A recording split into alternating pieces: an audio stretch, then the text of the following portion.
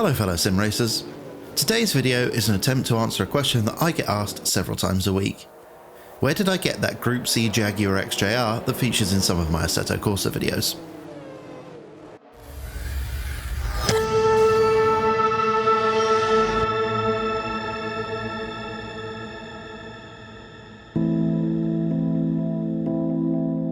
This is a Jaguar XJR-12. When I was a kid, there were only two posters I hung on my wall. One was of Senna driving his Mclaren in the pouring rain, and the other was of Lammers, Jones and Wallace on their way to take the win at Daytona in their Castrol liveried XJR-12. It would be fair to say that this is probably my favourite racing car of all time.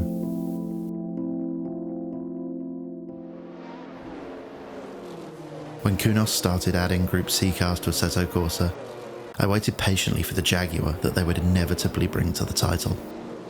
The Porsche and Sauber Mercedes were added, so surely a Jaguar had to be next. Then there was the 787, a bafflingly popular prototype, but that one was based on a mod, so it wouldn't get in the way of any important Jaguar-related development work. But the release of the bonus pack in autumn 2017 signalled the last of the official content for Assetto Corsa, scuppering any hopes of a Group C Jaguar car in my favourite sim.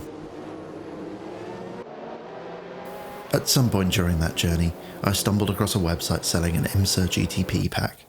The site claimed that these were original mods, and I'll admit, I made a heart over head decision and paid around £15 so I could get access to the XJR-12, along with Toyota, Nissan and Chevrolet prototypes.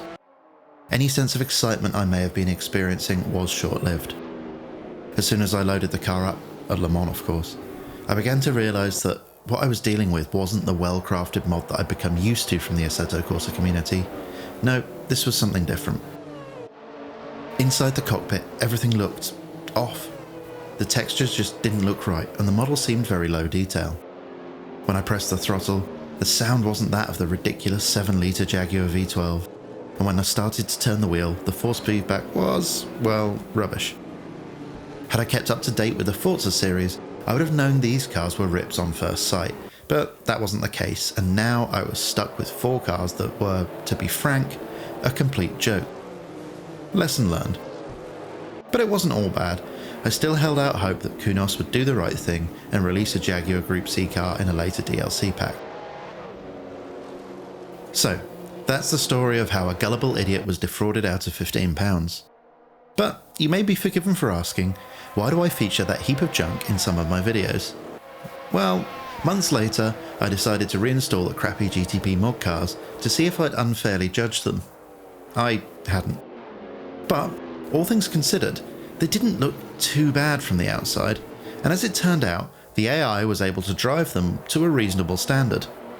Not only that, but the Jaguar was only a little bit quicker in the hands of the AI than the other cars, mostly on the straights. So, with a little bit of restrictor added, it actually makes a pretty decent opposition car. Now, I don't think it would be fair to make this video without at least mentioning the morality of ripped content. Clearly, the owners of the website that I purchased this from were both infringing another company's intellectual property and then passing it off as their own work for a profit.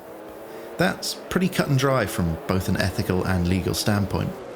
Now, whether it's ethical for me to feature it as an opposition car in some of my videos is another kettle of fish, and honestly, I don't have a strong sense of what the answer is. So, let me know in the comments if you've got strong feelings one way or another on the matter. As a final point before I bring things to a close here, if you do go searching out the IMSA GTP pack, don't pay money for it. If you're interested in seeing what it's all about, a bit of googling will find places that you can download the pack without having to part with your hard-earned. So that just about wraps things up for now. I hope you enjoyed the video. If you did, then it would be great if you could hit the like button, subscribe to my channel, and if you think the video will be helpful for others, then please consider sharing it. As always, thank you for donating your precious free time by watching. It is very much appreciated. So all that's left to say is goodbye, thank you for watching, and enjoy the rest of your day.